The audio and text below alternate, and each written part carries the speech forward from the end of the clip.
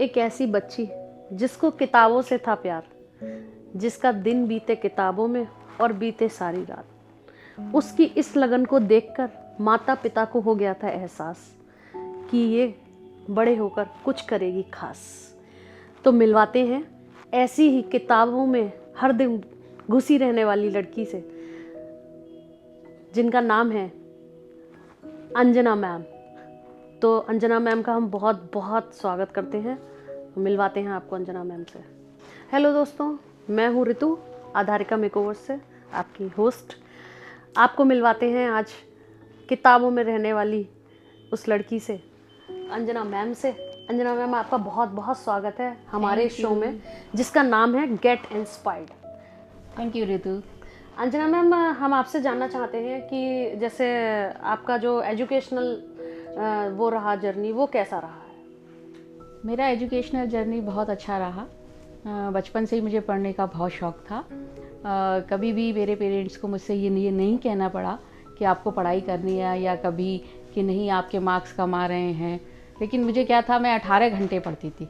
Normally क्या होता है, बच्चे रात में पढ़ते हैं, लेकिन मैं वो थी जो सुबह उठकर 3 बजे पढ़ा करती थी।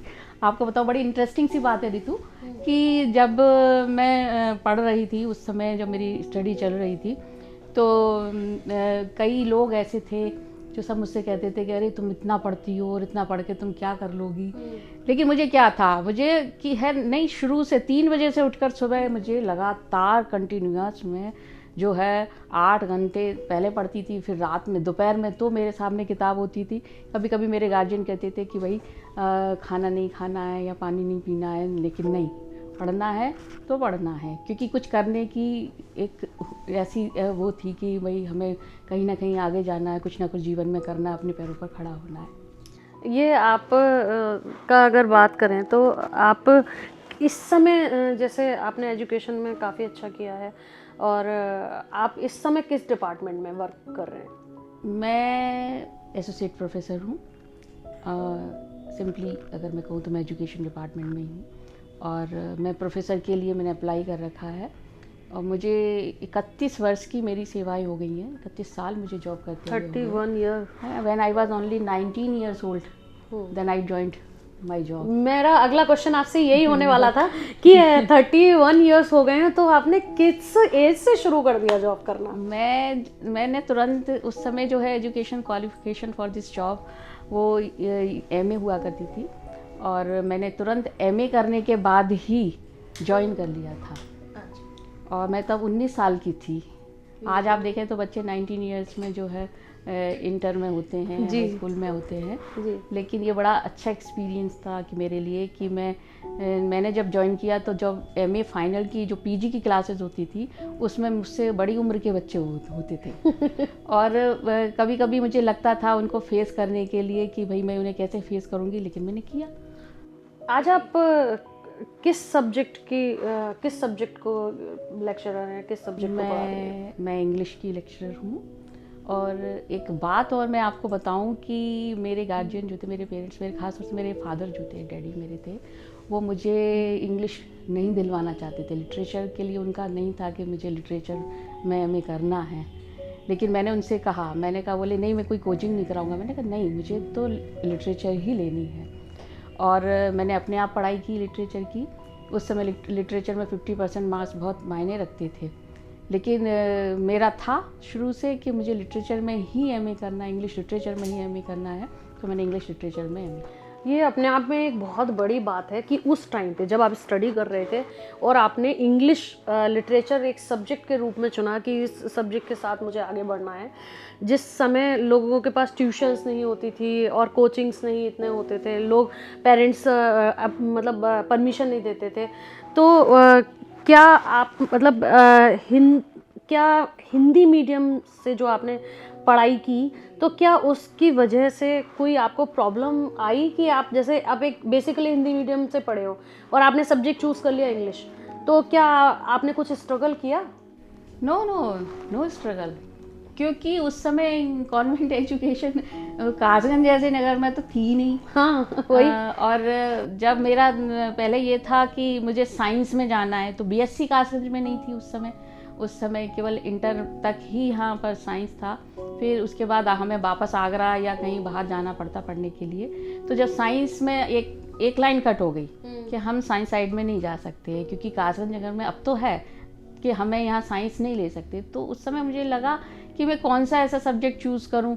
ऐसा नहीं था, मैंने हाई स्कूल में भी सब्जेक्ट चेंज किए, इंटर में भी चेंज किए। सो मैनी सब्जेक्ट्स है ना I studied in my life. सो मैंने फिर आकर के फाइनली जब मैं बीए में आई तो मैंने इंग्लिश लिटरेचर को इसलिए चुना, मुझे लगा कि ये एक ऐसी लाइन है क्योंकि अगर हमने शुरू से इंग्लिश कॉन्वेंट एजुकेटेड नहीं रहे तो मुझे लगा कि इंग्लिश की बहुत ज़रूरत होती है, महसूस होती है, एक तरीके का स्टेटस सिंबल लोगों में बना रहता है। तो वो मैंने अपना, शायद मेरा कहना चाहिए लक ही ऐसा होगा, किस्मत मेरी ऐसी होगी, इस तरफ ले जा रही होगी ये रहा। अगर हम बात करें कि जॉब की या कुछ बनने की या इंग्लिश सब्जेक्ट को रिलेट करके आगे बढ़ने की, तो आपकी दिमाग में आपकी किस उम्र में आया कि मुझे भविष्य में क्या बनना है या मैं क्या करना चाहती हूँ, ऐसा थॉट कब आया आपके माइंड में? देखिए, प्रोफेसर बनने का थॉट मेरे दिमाग में कभी नहीं आया। अच्छा, ये मैं आपको बता दूं, मेरे दिमाग में जो था शुरू से ये था कि मुझे आईएएस या पीसीएस, मुझे एडमिनिस्ट्रेटिव जॉब में जाना है।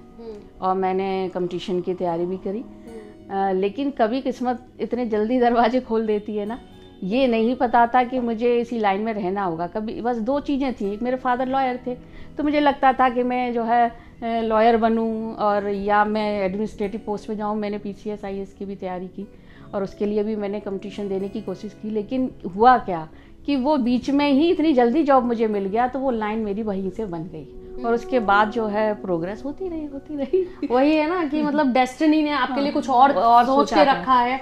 और तो कभी कभी होता ही है ये ऋतु कि जब हम अपने लिए कुछ और सोचते हैं और वो कुछ और जाता है। लेकिन मुझे अब आकर लगता है कि महिलाओं के लिए सबसे अच्छा जॉब है टीचिंग बहुत अच्छा जॉब है।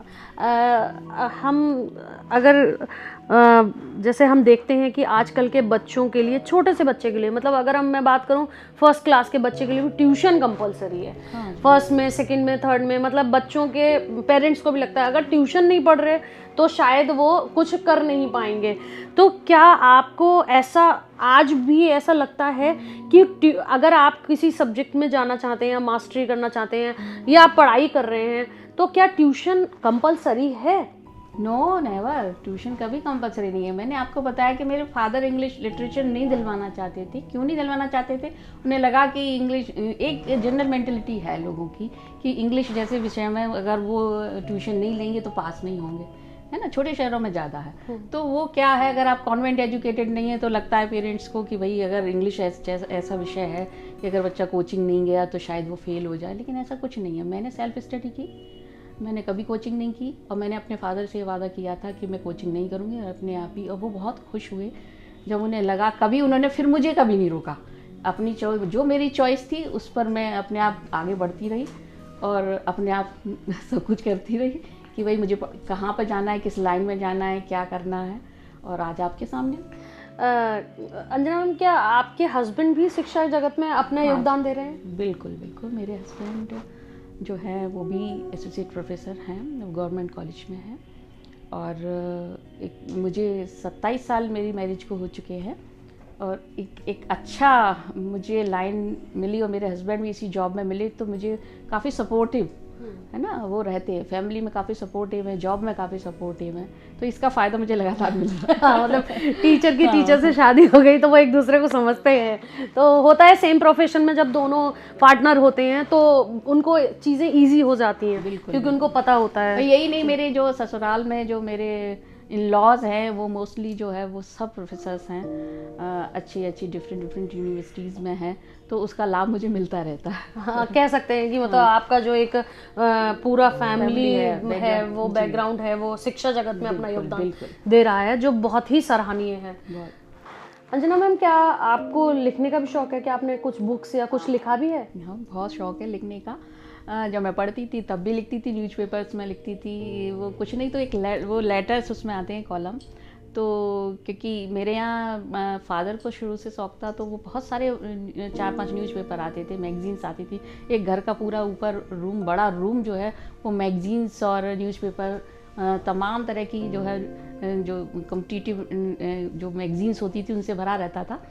रितु, मुझे शुरू से ही था, मेरे फादर बहुत सारी मैगजीन्स मंगाते थे, न्यूज़पेपर मेरे घर में 4-5 आते थे, इंग्लिश का न्यूज़पेपर भी आता था। मैं सुबह 5 बजे उठकर ही न्यूज़पेपर पढ़ती थी, सबसे पहले न्यूज़पेपर पढ़ती थी, उसके बाद मेरा दिन शुरू होता था। तो क्या होता था कि वहीं से मैं थोड़ी थोड़ी चीज़ें कलेक्ट करती थी, और मैंने उसी समय, जब मैं इंटर हाई स्कूल में पढ़ रही थी, उसी समय मैंने जो लेटर्स न्यूज़पेपर में निकलते थे उनको मैंने हिंदी में ही वो मैंने लिखना शुरू किया। फिर क्या हुआ कि बहुत जो उनके अप्रिशिएशन में लेटर्स भी मेरे पास आने लगे, तो मैं एक तरह से डर गई।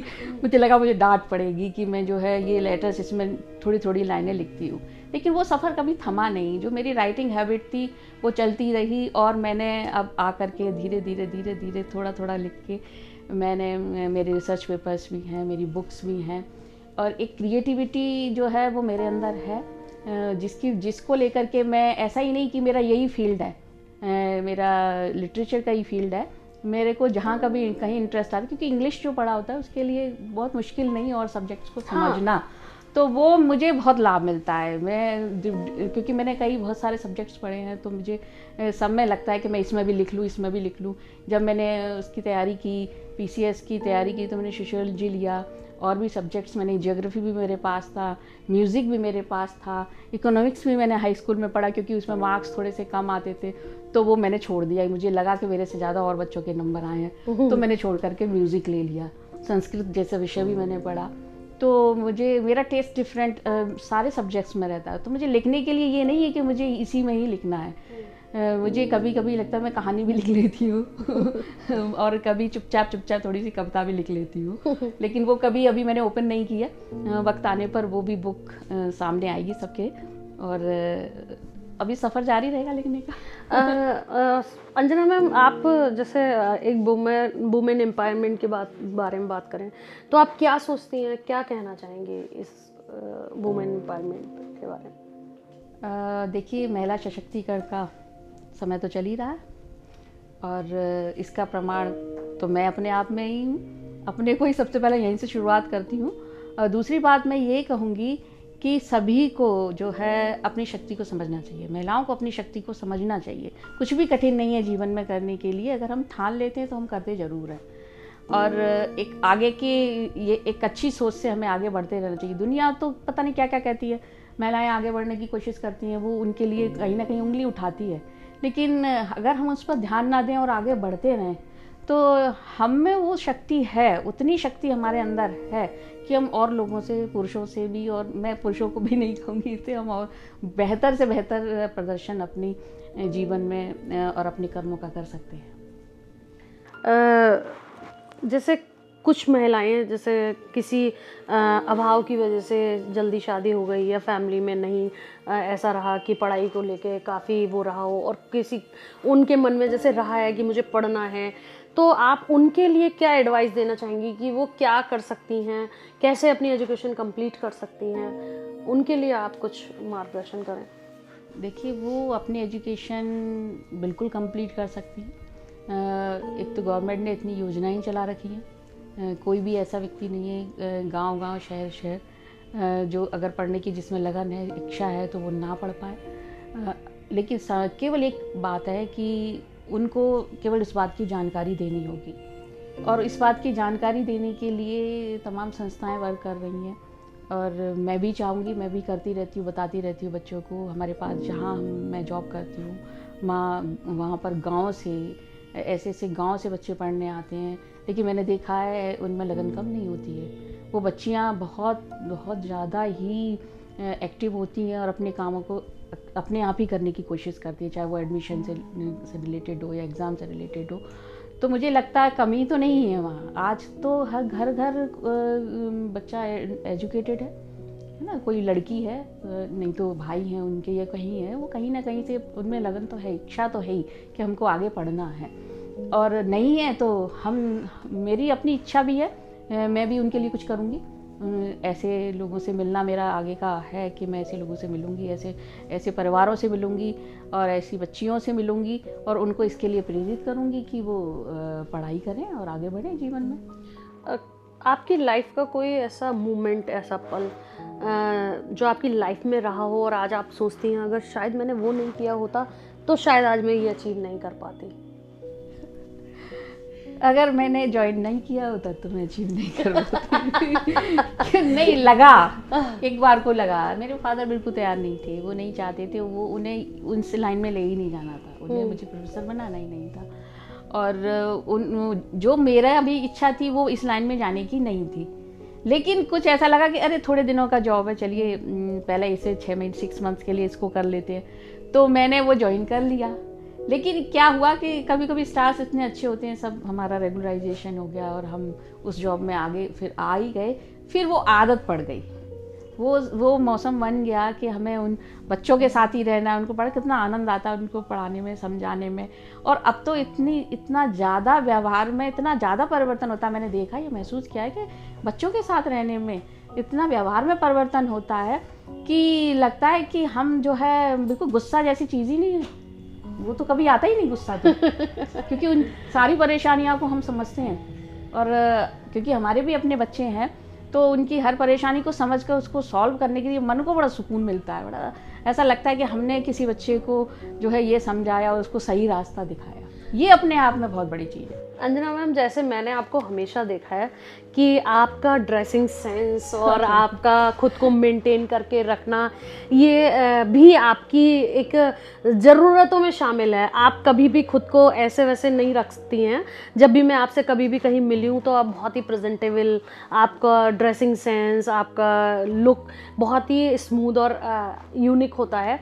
तो क्या इसके पीछे क्या राज है जो उस टाइम पे, क्योंकि बहुत पुराने टाइम में कहाँ इन सब चीज़ों का नहीं होता था, तो आपको कब कैसे लगता है, मतलब कैसे आप ये सब करते हैं?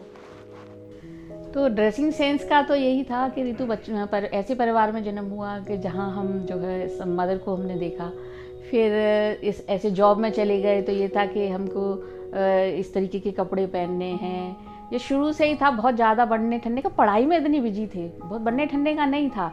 लेकिन ये था कि हाँ ढंग से रहना है। फादर बहुत अच्छे से रहते थे, उनको देखते थे कि वो कैसे अपनी ड्रेस को मेंटेन करते हैं, क्या करते हैं। और फिर उसके बाद क्या हुआ कि हस्बैंड ऐसे मिले कि उनका जो ड्रेसिंग सेंस था, नेचुरली जब हम कलेक्शन के लिए जाते हैं मार्केट में या हम खुद को जब तैयार अपने आप को करते हैं तो ये एक पहले फीलिंग ये आती है कि हमारा प्रोफेशन क्या है।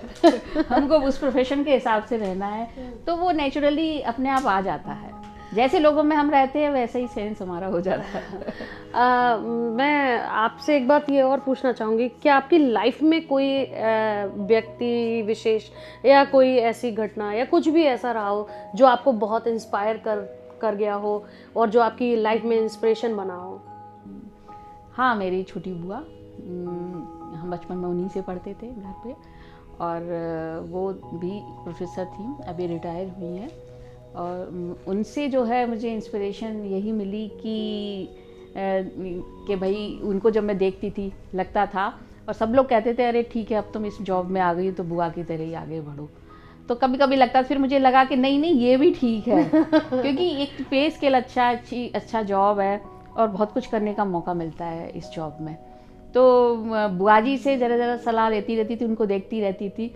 और क्योंकि उन्होंने MA B.Ed PhD किया, उस ज़माने में इतनी एजुकेशन, हाईली क्वालिफाइड होना अपने आप में बहुत बड़ी बात थी। तो मुझे लगा कि इन्हीं की तरह मुझे पढ़ते रहना चाहिए, स्टडी करते रहना चाहिए। और कहीं, क्योंकि मैं देखती थी कि वो जो कहीं कंपटीशन हो रहा है तो वो किस तरीके से अपने को प्रेजेंट करती हैं, तो उनसे बहुत सारी चीज़ें सीखने को मुझे मिली। आपको क्या इस शिक्षा के क्षेत्र में कुछ अवार्ड्स या कुछ पुरस्कार भी मिले हैं? हाँ, बिल्कुल मिले हैं मुझे। और पुरस्कार बचपन से ही, जब से मैंने बताया कि मैं हाईएस्ट मार्क्स मेरे आते थे और मैं टॉपर रही, गोल्ड मेडलिस्ट रही, यूनिवर्सिटी में मेरी पोजीशन भी थी। और इंग्लिश में उस समय MA इंग्लिश में फर्स्ट डिवीज़न आना एक बहुत बड़ी बात थी, और अब तो बच्चों के सभी की आ ही जाती है लगभग। तो उसमें मुझे बचपन में ही मुझे आउटस्टैंडिंग यंग पर्सन का अवार्ड मिला जब मैं 12th में थी।